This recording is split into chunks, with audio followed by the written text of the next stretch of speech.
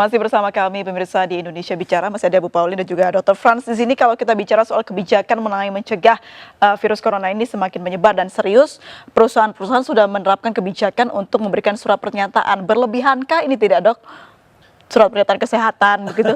Kalau yang travel ya, tetap ya aturan tetap kita ikuti. Ya. Kalau persoalan berlebihan, tidak berlebihan juga. Tapi efektif apa enggak dalam pencegahan, saya enggak yakin. Gitu ya. Orangnya harus mempunyai pengetahuan yang cukup, orangnya mempunyai kesadaran penuh, bersama-sama untuk mencegah dan menangkal penyebaran virus ini. Sudah mulai banyak masyarakat yang meminta surat keterangan bebas corona, Dok? Institusi kita belum. Belum. Baik. Mungkin karena mereka tidak mengadakan perjalanan barangkali ya, tetapi belum.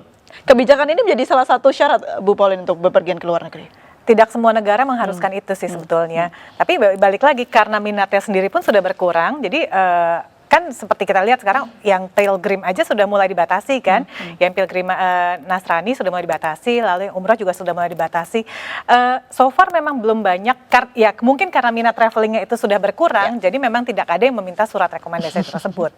Lalu upaya apa dari Astindo untuk bisa menekan lagi angka turis yang kami beberapa minggu lalu mengadakan Astindo Travel Fair sebetulnya, yang dimana orang pun bilang, apakah ini efektif di saat-saat pariwisata sedang menurun seperti ini, penurunan penjualan terjadi, kok kita malah buang uang untuk mengadakan pameran. Jadi kita roadshow di 5 kota, Jakarta, Palembang, Surabaya, Bali, dan Padang.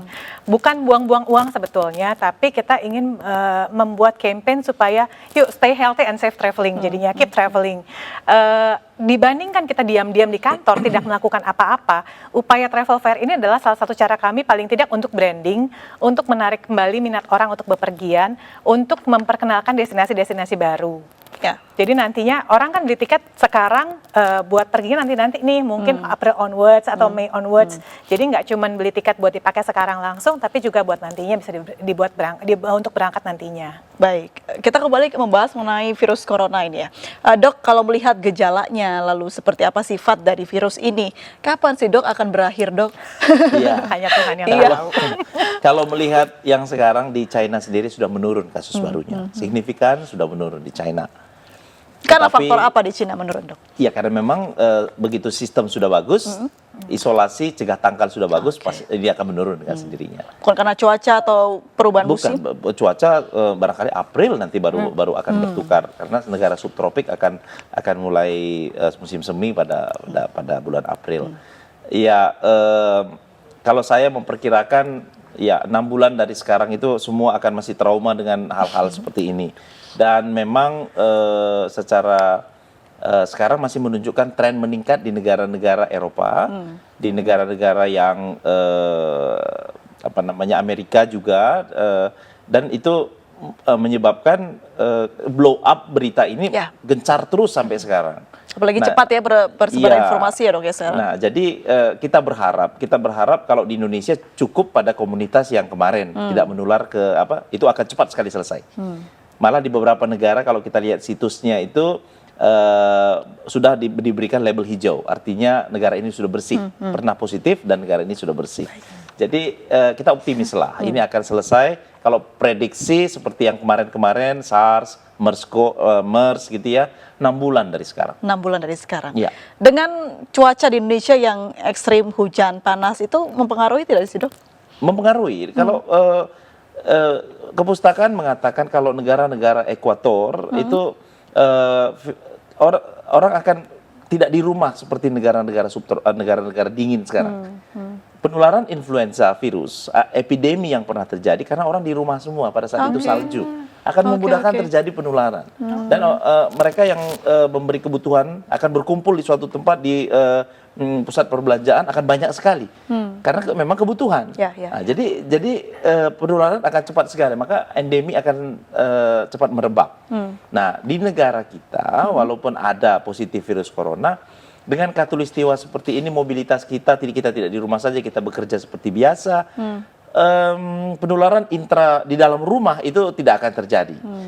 Kecil sekali terjadi gitu ya. Influenza yang tapi kalau musim hujan kan sudah berlalu nih. Nah, ini juga harapan kita untuk penularan yang semakin menurun terjadi di negara kita. Baik, baik. Berarti kira-kira 6 bulan nih virus corona akan mereda begitu ya, Iya, Dok akan ya? mereda. Dan pertanyaannya adalah kenapa sampai sekarang belum ada vaksinnya itu, Dok? Apa yang membuat susah mencari vaksinnya? Nah, inilah kemampuan virus untuk secara awam dibilang bermutasi.